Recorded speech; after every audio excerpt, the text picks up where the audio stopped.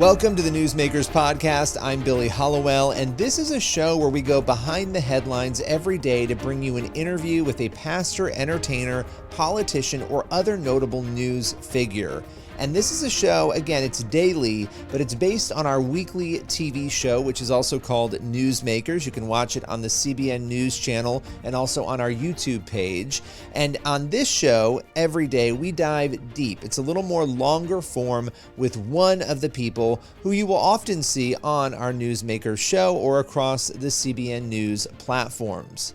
On today's Newsmakers, I'm sitting down with Jeremy Dys, Senior Counsel for First Liberty, a religious liberty law firm, and he is breaking down why a Texas church is accusing Hulu, the streaming platform, of rejecting an advertisement on the grounds that it violated its policies. Why did it violate its policies? Apparently over religious indoctrination in that commercial. We'll get into what was in the commercial and what the church has to say. Also, Jeremy will tell us why his legal firm is actually challenging this with a demand letter to Hulu. That and more here with Jeremy Dys. So Jeremy, First Liberty sent a demand letter to Hulu after the platform reportedly rejected a church's ad 2 times. Take us through what happened with that rejection in the ad. Yeah, Hulu, which is owned and operated by Disney, of course, has a bunch of ads that they allow people to put on the platform if you're an approved advertiser, I guess. And the pastor for Hulen Street Church, I know that sounds a lot like Hulu, but it's a different name, Hulen Street Church, advertised their services on Thursdays. They decided to open up a new service time for people that aren't able to get to Sunday services. And they wanted to advertise that locally like they've done in a lot of other places. And so they became an approved advertiser. They submitted their ad and it was rejected. They submitted it again and it was rejected again. And this time they asked for a response, and the response came back that their ad, which was a 22-second ad that just simply said, hey, you can't come to church on Sunday? No problem. We understand. Why don't you come on Thursday? Here's the time and the location, and we hope to see you there. That was it. 22 seconds, that was over with. But Hulu came back and said that advertisement violated their guidelines because it engaged in religious indoctrination. And so that's why they lost their ad. They couldn't post their ad because it engaged in religious indoctrination. Apparently, just telling people that you have a church service available to them at a certain time and day of the week is religious indoctrination to the people at Hulu. You know, it's interesting because every ideology that is spread is a form of indoctrination, let's say. We could throw that word out for anything. I mean, there are plenty of things that Hulu, probably allows in other ads that they would have to consider indoctrination based on that same standard, I would imagine. But that term religious indoctrination, is that present anywhere in their advertising terms? Is this something that they've used, that we've seen at least publicly being used in similar cases in the past? It's nowhere in their guidelines, their advertising guidelines at all. And so the public is without any kind of ability to gauge whether or not their ad would constitute religious indoctrination or would be rejected for religious indoctrination because the Hulu company has not said that that's what they're looking for. But even laying that aside for the moment, can anyone with a straight face really say that to name the time, place, and location of a church service would constitute religious indoctrination? If that's the case, then we need to look at what Hulu is doing with other advertisements as well. For instance, Hulu advertises many online gambling opportunities. They advertise for alcohol sales, and they advertise for any number of things that there are a lot of people that would have some objections to, but just sort of look away while the advertisement goes through. Are those things secular indoctrination? Are they some level of indoctrinating just because they're an ad? I really don't. I don't know. I don't think so. Certainly, just telling people the who, what, where, and when of a church service, that hardly arises to the issue of religious indoctrination. But even if it did, at least do us the favor, Hulu, of telling us that you're going to reject those ads before we submit them. So, and just to clarify, and you've said this, but this is basically this 22-second ad. There's nothing in there that would be objectionable. It's just a pastor of a church sharing the details on this Thursday service. I mean, that's essentially what's in this ad. Yeah, you can go to firstliberty.org and read the ad, or you find it on YouTube and watch it. I mean, it's only 22 seconds, and it basically says, hey, I'm the pastor, and I understand that a lot of people aren't able to get to church on Sundays because you got a job or whatever it might be. Well, why don't you come to church on Thursday instead? We meet on Thursdays at this time, at this location. We'd love to have you there. I mean, that's it. that's hardly religious indoctrination. And even if it were, at least put those words in the policy so that pastors like Wes Hamilton will know, oh, better not submit my ad to Hulu.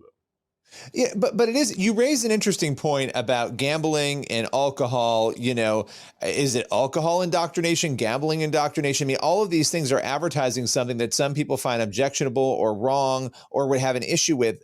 Why do you think, and you've looked at a million of these cases, you've worked on them over the years, why is religion and faith almost always and exclusively treated differently in these circumstances than any of the other issues that would have the same impact that people might disagree over? I don't know if it goes back to that age-old requirement that you don't talk in polite society about politics and religion. And maybe that's where it all stems from. It's the sort of antiquated Victorian notion that we don't talk about these things in polite society. Maybe that's where it stems from. I don't know. But look, here's what we're asking for. And it's interesting that we're having this discussion just after the Supreme Court has heard arguments in two cases out of Florida and Texas, where those legislatures in those states are trying to provide some sort of restraint from social media companies, big tech companies like Hulu, from engaging in viewpoint discrimination on their platforms. And basically what those states are saying is, look, tell us what your policies are and apply them fairly. It's really only just the two requirements. Well, here we have the perfect example for why those are very important laws. Hulu did not tell us what their policies are. They just simply announced them ex post facto or as they wanted to apply them. And they are not applying them clearly very fairly because there are other, quote, indoctrinating type of advertisements that are allowed on the platform. So look, if Hulu wants to discriminate against religious speech, it's a private company. I suppose it can do that, but at least do everybody the favor of telling everybody what you are going to do. Because if you don't have those standards in place, what happens is that individual actors are then set free to have broad discretion to decide, I like this speech, but I don't like that speech. And what Hulu is going to find out is that there's a whole bunch of people inside their own company that are reviewing these advertisements that are rejecting certain ads that others would have allowed, and allowing other ads that some would have rejected. And so there's no uniform standard even for Hulu to abide by, and certainly for their viewers to understand this is the product I'm going to receive when I come to experience this medium. And so it's an important element for them to just simply say, here's what our standards are, and then go about applying them fairly. That's worked really well for us in the United States of America under the First Amendment. It certainly seems like it would work well for these private big tech companies around the country. Well, you just spoke to this. So I'm gonna ask the question still because you said what you said, and I think you'll have a good response to this. But what do you say to those people who would say, "Well, look, you guys want the baker and the photographer to be able to opt out of same-sex weddings. Can't Hulu opt out of religion if they choose to?" As you were saying, if they choose to say, "Well, you know what, we're going to allow the gambling and the alcohol, but when it comes to religion, we don't want you advertising a church service." In your view, should that be an okay legal position for them to take? Well, I think it would be a dumb business move for them to take, but it would certainly be an allowable legal move for them to make. Again, all we're looking for is some basic honesty and some upfrontness with the organization. If Hulu wants to say no religious people, no religious advertisements, hey, Mark Wahlberg, don't you come onto this platform advertising Halo, they can certainly do so. They're a private company, but at least have the guts to tell everybody that we don't want those religious people advertising on our platform. But if you don't state that up front, then don't at all be surprised when people are upset and claim that you're engaging in viewpoint discrimination and censorship when you reject simple ads like where you can go to church on a Thursday night in Fort Worth, Texas.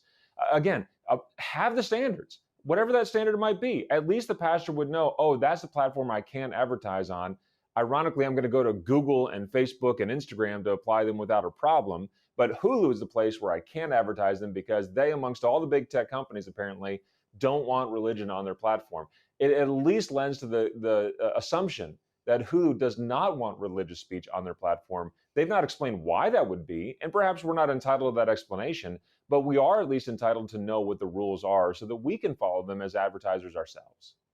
So the demand letter, which again, I think you just hinted at obviously what is in that letter, people can read it, but tell us what is in the demand letter and what happens if Hulu doesn't respond to First Liberty? Well, it's very simple. What we've asked for is just simply for them to change course. They've changed course on advertisements in the past, and these mistakes happen from time to time, I suppose. And while they're trying to figure out their standards and how to adjust under these new laws in Texas and Florida, if they have to, then this is one more element for them to help learn how to do this. And so we hope that they'll just simply reverse the decision and allow these advertisements to go forward so that people in Fort Worth, Texas would be able to find out where they can go to church on Thursday night. So what happens if they don't do that? Well, a lot of that hangs on, I think, what happens in the Supreme Court with the net choice cases that are before the court right now. Will those laws be enforceable? Obviously, the churches in Fort Worth, Texas, HB 20, which is under consideration right now in one of the cases at the Supreme Court, would very much apply to this situation and could have some penalties for Hulu if they are found to have violated that law. And so we'll take a bit of a wait and see approach to this whole thing, but I don't think we should have to wait. If Hulu doesn't want religious advertisements, then tell everybody that that's the case. Otherwise, reverse your decision that some rogue advertising reviewer made for you, not applying your own policy or even applying it fairly, and allow this advertisement to go forward on your platform. Well, Jeremy, as always, we appreciate you breaking it all down. We'll stay on this case, and I'm sure we'll be talking about it with you again very soon. Appreciate your time. Sounds great, Billy. Thanks for having me.